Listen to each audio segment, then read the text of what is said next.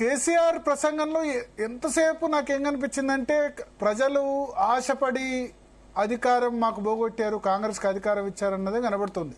అది party review sir. అది అంటే నేను ఫస్ట్ రీజన్ అయితే అది అనుకోవట్లేదు.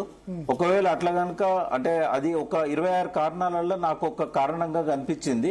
టాప్ 10 రీజన్స్ లో అది ఉంటది, డెఫినెట్ గా ఉంటది. టాప్ 5 లో కూడా ఒక రీజన్ ఉంటది. డెఫినెట్ గా ప్రజలు ఆశపడ్డారు. ఆశపడకపోతే ఈ రకమైన చేంజ్ అనేది రాకపోతుండే. రెండవది నిరుద్యోగులు కూడా బస్ వేసుకొని ఊరూరికి పోయి తల్లిదండ్రుల యొక్క అభిప్రాయాలను మార్చారు. కొంతమంది ఎమ్మెల్యేలకు వ్యతిరేకత ఉండడం కూడా కారణమైంది. బట్ అందులో ఇది కూడా ఒక ముఖ్యమైన అంశం. ఏ పార్టీ అయినా తనకు అనుకూలమైన లెసన్ తీసుకుంటది. మాలాంటి వాళ్ళకి ఏంటంటే నరేంద్ర మోడీ యాంటీ ఇన్కంబెన్సీని పోలరైజ్ కావడానికి తను వెనుకకు తగ్గాడు, సంజయ్ వెనక్కు తగ్గించాడు. దానివల్ల బీజేపీలో పోయిన కాంగ్రెస్ నాయకులు వివేక్ లాంటి వాళ్ళు ఎంతో మంది మళ్ళీ వెనక్కి వచ్చారు.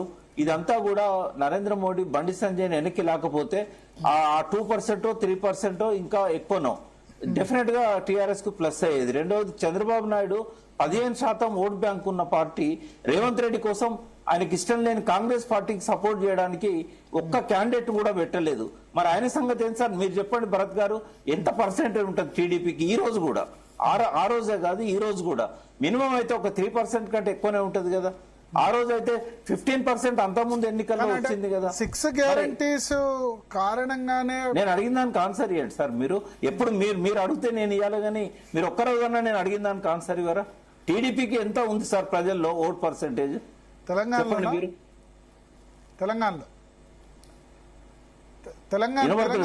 ఓవరాల్ ఎంటైర్ తెలంగాణ అడుగుతారు, హైదరాబాద్ అడుగుతారు? Entire Telangana sir. Entire Telangana 3-4% ఉంటుంది. మరి ఆ పర్సెంటేజ్ కాంగ్రెస్ పోయింది కదా. ఒకవేళ అది కేసీఆర్ కు వస్తే ఎవరు ఇవ్వాలి ముఖ్యమంత్రి? అంటే అదొక బలమైన కారణం కదా. సిటీలో ఇంతమంది ఎమ్మెల్యేలు గెలిచారా? నేను అనేది ఏంటంటే మీరు అన్నట్టు ఉన్నది మేజర్ గా ఉంటే గ్రేట్ హైదరాబాద్ ఉంటే కొంచెం ఖమ్మం ఆ బెల్ట్ లో ఉంటది టీడీపీకి. చాలా ఏరియాలలో టీడీపీ ఫాలోయర్స్ ఉన్నారు. ఇప్పటికి కూడా అన్ని జిల్లాలలో టీడీపీ ఫాలోయర్స్ ఉన్నారు. బలమైన కమ్యూనిస్టు పార్టీ లాగా ఒక బలమైన నిర్మాణం ఉన్న సంస్థ సార్ అది. చింత వచ్చిన పులుపు తావదు అన్నట్టు చంద్రబాబు ఇక్కడ లేకపోయినా కూడా ఇప్పటికీ పసుపచ్చ షర్ట్ వేసుకొని నేను టీడీపీ ఫౌండర్ మెంబర్ అని చెప్పుకునే వాళ్ళు చాలా మంది ఉన్నారు సార్ ఇక్కడ. నేనేమంటున్నా అంటే ఎన్ని కారణాలున్నా కూడా మీరు అన్నది కూడా ఒక కారణం. డెఫినెట్ గా కేసీఆర్ గారు సమీక్షించుకోవాలి తన ప్రవర్తన. ఇప్పుడు నాకు నేనే ఎన్నో సార్లు అవమానాలకు గురైన సందర్భాలున్నాయి, బాధపడ్డ సందర్భాలున్నాయి. అరే నా బర్త్డే రోజు విషెస్ కోసం పోతానంటే కూడా అక్కడ ఉన్న వ్యక్తులు నాకు అపాయింట్మెంట్ ఇవ్వలేదు. ఎన్నో సార్లు నేను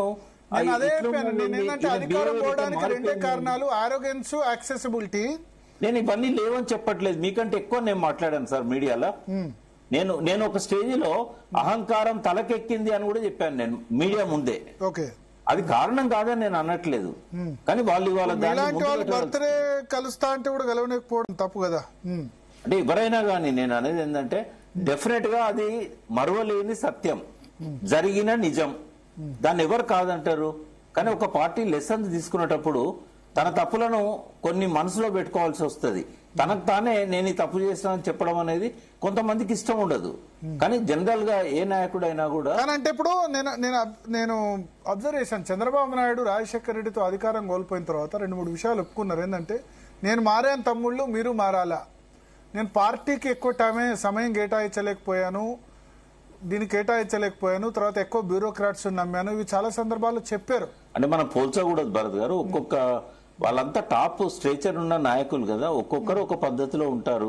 మనం ఎన్టీ రామారావుతో 6 గ్యారంటీల కారణంగా కాంగ్రెస్ ఇచ్చిన హామీల కారణంగానే కాంగ్రెస్ గెలిచిందైతే కాదు కదా. వీళ్ళ మీద ఉన్న అంటే అది కూడా ఒక కారణం. కొంత 1% 2% చాలా మంది ప్రజలు చాలా సార్లు చెప్పారు ఏమనంటే మేము కేసీఆర్ గారు ఇచ్చినట్టు ఆయనే కూడా ఇస్తాడు అనుకున్నాము, మాకు ఎక్కువ డబ్బులు వస్తాయని కదా ఆశపడ్డాము, అసలుకే పోయినాయి అని చెప్పి బాధపడ్డోళ్ళు చాలా మంది ఉన్నారు.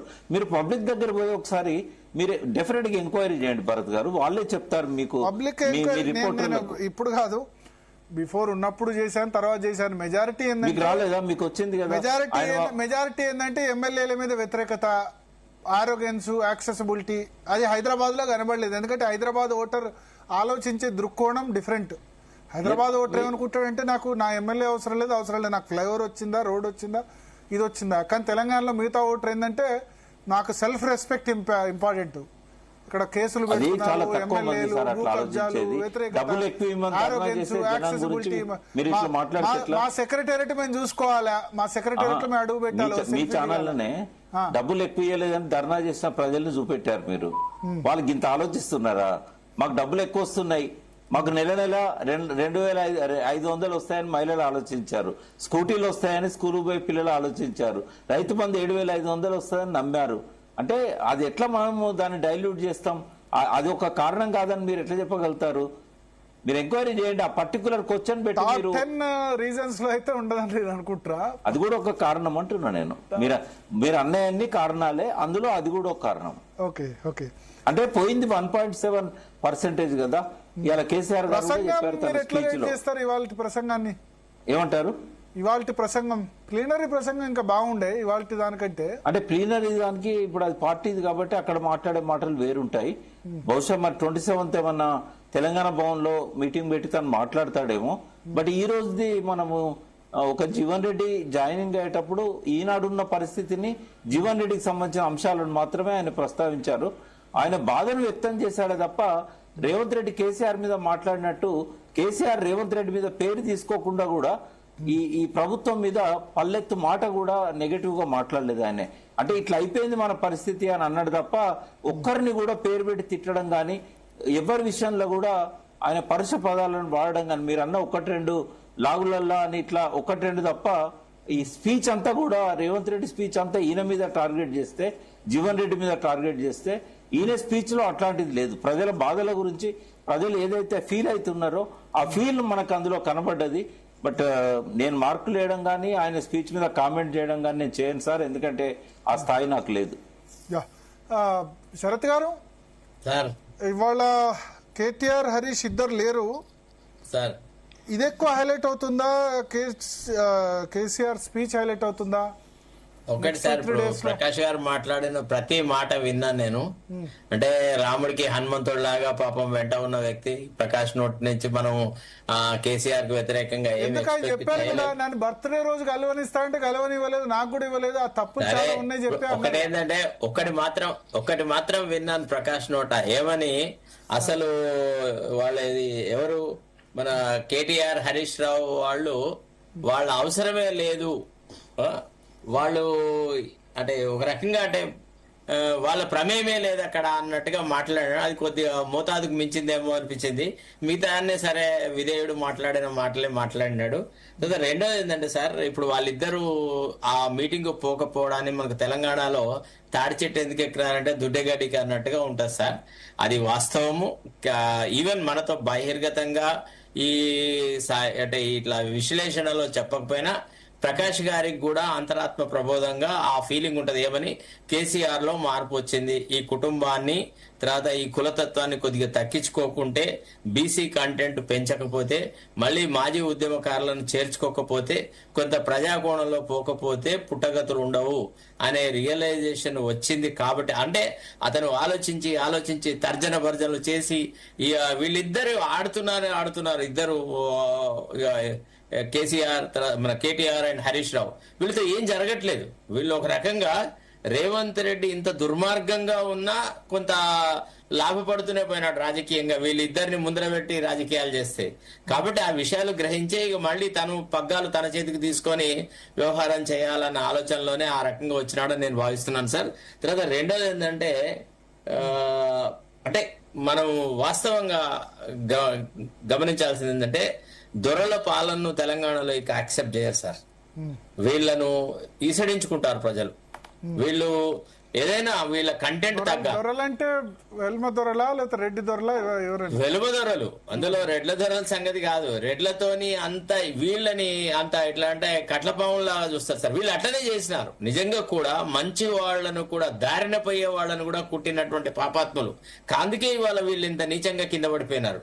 ఇప్పటికీ వాళ్ళు ఎంతసేపు ప్రజలదే తప్పు అంటున్నారు తప్ప మాలో ఇంత అహంకారం వచ్చింది, మేము ప్రజలను దోచుకున్నాం, ప్రజలకు మోసం చేసినాం, ఎట్లా వచ్చినాయి వీళ్ళకి ఇన్ని లక్షల కోట్ల దోచుకున్నామని చెప్తారు. అట్లా కాదు కానీ అది కాదు. తప్పు చేసామంటారు కానీ పొరపాటు సరిదిద్దుకోవాలి కదా సార్. ఇప్పుడు ఒక విషయం చెప్పండి, తెలంగాణ ప్రజల్లో అంటే తెలంగాణ ఇప్పుడు కేసీఆర్ అంటే రేవంత్ రెడ్డి అన్నాడని మనం అనొద్దు, మనలో మాటగా 2014లో వీళ్ళ ఆర్థిక స్థితిగతులు ఏంది, ఇప్పుడు వీళ్ళున్న పరిస్థితి ఏంది అనేది మర్చిపోయారు. ఆస్తులు అప్పులు ఇవన్నీ మర్చిపోయారు. నాకెంత ఇస్తావు అన్నదే మర్చిపోయినారు తప్ప నువ్వు బీదగా ఉండు. ఇప్పుడు గుమ్మడి నర్సయ్య ఎలక్షన్ నిలబెడితే గెలిపిస్తారా? అయిపోయింది. ఒక విషయం దోచుకో నాకు ఇవ్వు, నువ్వు ఎంత దోచుకుంటావు దోచుకో, మాకు సంబంధం లేదు, నా వాటా నాకు ఇవ్వు, అంతే తప్ప పబ్లిక్ ఒకటి భరత్ గారు నువ్వు ఎంత దోచుకుంటే దోచుకోగానే నా సంగతి ఏంది చూడు ముందు అన్నది అంతే. కేసీఆర్ దేశాన్ని దోచుకున్నా పర్లేదు కానీ నా సంగతి ఏందో చూడు అన్నదే పబ్లిక్ అది ఉంది. మున్సిపల్ ఎన్నికల్లో అదే చూసాం కదా మనం. భరత్ గారు ఒక విషయం మీరు నన్ను అడిగారంటే నేను సమాధానం చెప్తాను. హరీష్ వల్ల చాలా డ్యామేజ్ జరిగింది అనేటువంటి విషయం కూడా నేను అనుకుంటా కేసీఆర్ దృష్టికి వచ్చి ఉంటది. ఎందుకంటే అతని ఆలోచన సరళి, అతని పద్ధతులు, అతని వ్యవహార శైలి, మిగతా అన్ని కూడా ఆయన దృష్టికి వచ్చి ఉంటాయేమోనని నేను అనుకుంటా ఉన్నాను.